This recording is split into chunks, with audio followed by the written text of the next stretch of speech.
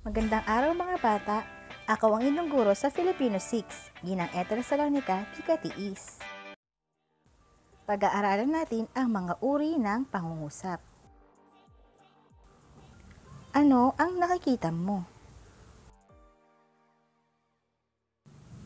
Halimbawa ito ng mga ano. Kailan natin ito ginagamit? Ito ay ang mga bantas, tandang pananong, tuldok, at tandang padamdam. Ang tandang pananong ay ginagamit na bantas sa pangungusap na nagtatanong o di kaya'y nakikiusap. Ang tuldok naman ay ginagamit na bantas sa pagsasalaysay o pag-uutos. Samantalang ang tandang padamdam ay ginagamit na bantas sa pagsasaad ng masidhing damdamin. Basahin ang usapan na mag-iina sa ibaba tungkol sa nalalapit na kapistahan. Isang umaga, nag-uusap ang mag-iinang Aling Sally, Lita at Tony. Aba, malapit na po ang pista rito sa atin, inay. Ano-ano po bang ihahanda natin? Naku, wag muna kayo mag-isip tungkol sa handa. Kalalabas lamang ng kapatid ninyo sa ospital. Malaki ang nagastos natin. Ang ibig po ba ninyong sabihin, inay? Hindi po tayo maghahanda sa pista? Maghahanda tayo, ayon sa ating kaya.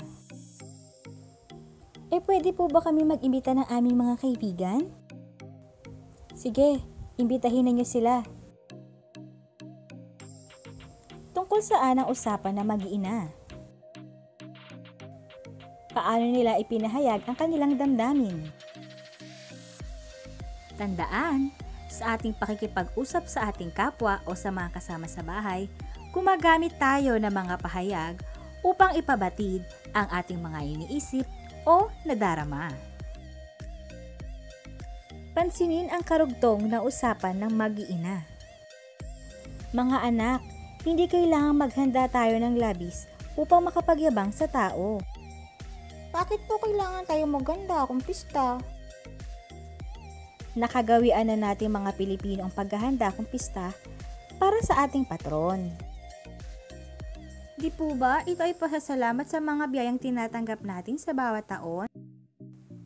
Bakit po ang ibang pamilya kung maganda ay sobra-sobra? Iyon nga ang ugaling dapat nating baguhin.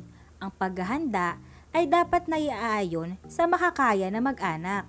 Kahit simple lang ang handa, taos-puso naman ang pasasalamat at pag-anyaya sa mga tao.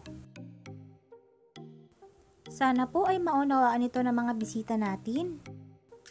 Naku, nasusunog na yata ang sinain ko. Diyan na kayo.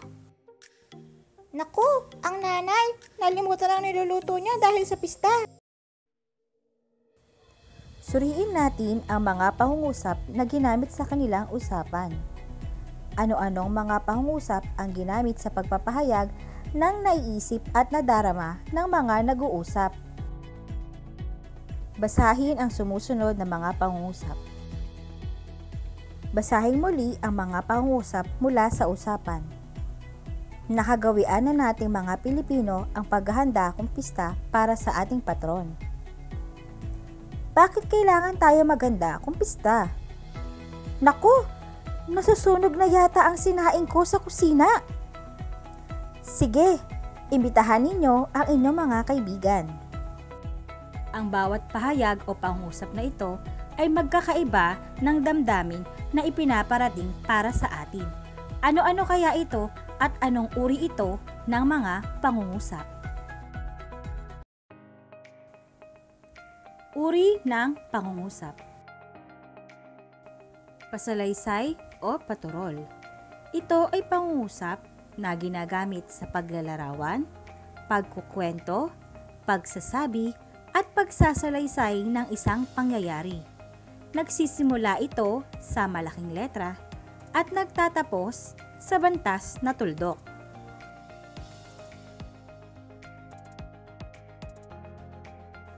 Halimbawa, malapit na ang pista rito sa atin. Patanong. Ito ay pangungusap na ginagamit sa pagtatanong. Nangangailangan ito ng kasagutan. Nagsisimula ito sa malaking letra at nagtatapos sa bantas na tandang pananong.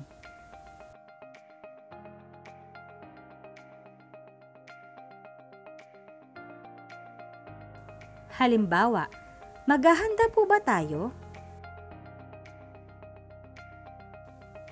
Padamdam. Ito ang tawag sa uri ng pangungusap na nagpapahayag ng matinding damdamin tulad ng takot, tuwa, gulat at iba pa. Nagsisimula sa malaking letra at ginagamitan ng tandang padamdam.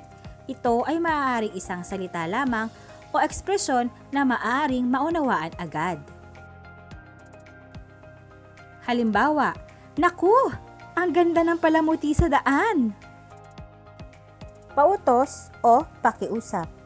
Ito ay pangungusap na nag-uutos o nakikiusap. Nagsisimula sa malaking letra at nagtatapos din sa bantas na tuldok o tandang pananong. Gumagamit ng ekspresyon na paki at maki ang magalang na pag-uutos. Halimbawa, mag-imbita kayo ng mga kaibigan. Pautos. Maaari po ba kaming mag-imbita sa pista? Pakiusap. Ikaw naman. Magbigay ng halimbawa ng pangungusap. Tumawag ka ng kaibigan na magsasabi kung anong uri ng pangungusap ang iyong sinabi.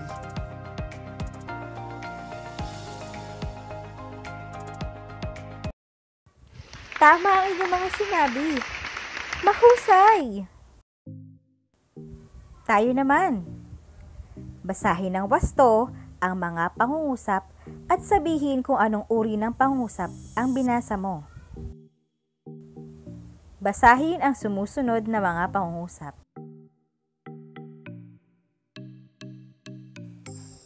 Ito ay pangungusap na pasalaysay o paturol.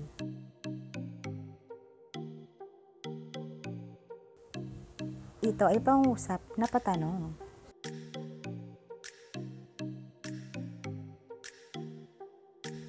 Ito ay pangungusap na pautos.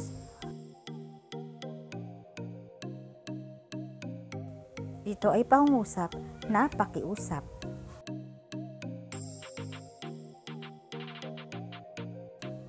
Ito ay pangungusap na padamdam.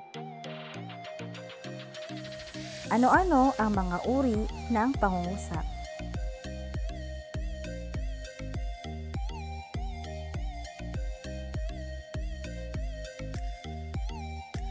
Ano ang pangungusap na pasalaysay o paturol? Ano ang pangungusap na patanong?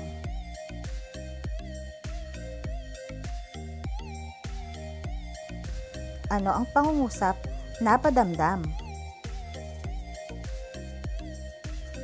Ano ang pangungusap na pautos o pakiusap? Dumako na tayo sa pangkatang gawain. Narito ang checklist sa pagmamarka. Pagsunod sa panuto, 1 puntos. Pagkakaisa, 1 puntos. Nakaayon sa paksa, 1 puntos. Gramatika, 1 puntos. Kabuuan, 4 na puntos. Pangkat A. Gumuhit ng isang poster na nagpapakita ng pista sa ating bayan. Isulat ang mga ginagawang paghahanda para sa pista gamit ang pautos o pakiusap na uri ng pangungusap. Pangkat B. Magpakita ng isang maiksing skit o dula-dulaan tungkol sa pista ng Kusawawa. Sabihin ang mga pangungusap na pasalaysay o paturol na inyong ginamit sa skit o dula-dulaan. Pangkat C. Sumulat ng balita tungkol sa iba't ibang pista sa mga bayan sa Bulacan. Iulat ito sa klase. Sabihin ang mga pangungusap na padamdam na inyong ginamit sa pag-uulat. Pangkat D. Bumuo ng isang interview ukol sa kagandahang dulot ng pagdiriwang ng mga kapistahan sa ating bayan. Sabihin ang mga pangusap na patanong na inyong ginamit sa interview. Balikan natin. Ano-ano ang mga uri ng pangungusap? Paano nagkakaiba ang mga ito? Kailan ito ginagamit? Para sa pagsasanay, isulat sa show me board o sa papel ang sagot ukol sa kung anong uri ng pangungusap ang mga sumusunod. Number 1. Masaya ang pista rito sa inyo.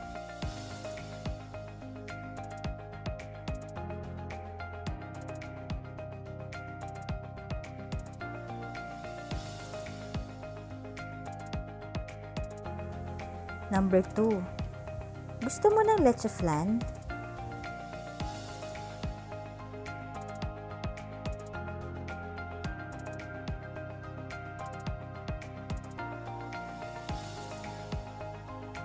Number 3. Masakit ang tiyan ko.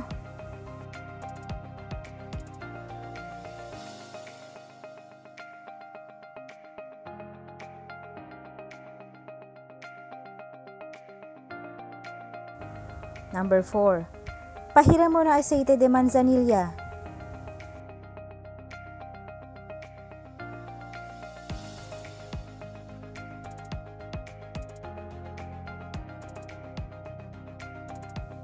Number 5. Pwede na po ba akong umuwi?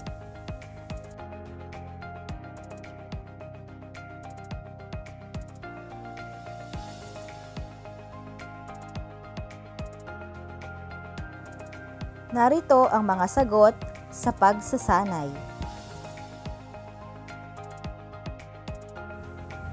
Number 1. Masaya ang pista rito sa inyo? Pasalaysay o paturol? Number 2. Gusto mo ng leche flan? Patanong.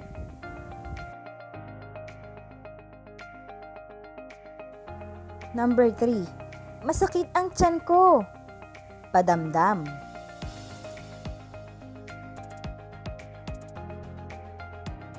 Number 4. Pahiran mo na aceite de manzanilla. Pautos. Number 5. Pwede na po ba akong umuwi? Patanong o pakiusap? Paglalahat.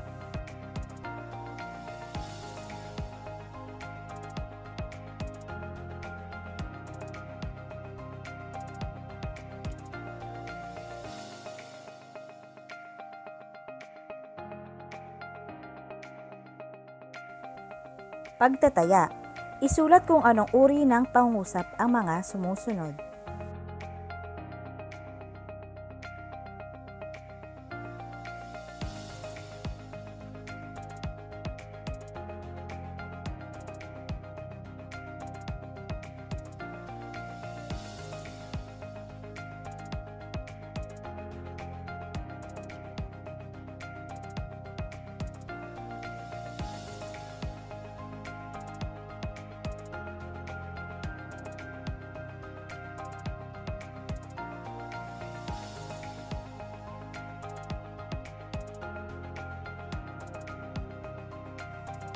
Narito ang mga sagot sa pagtataya.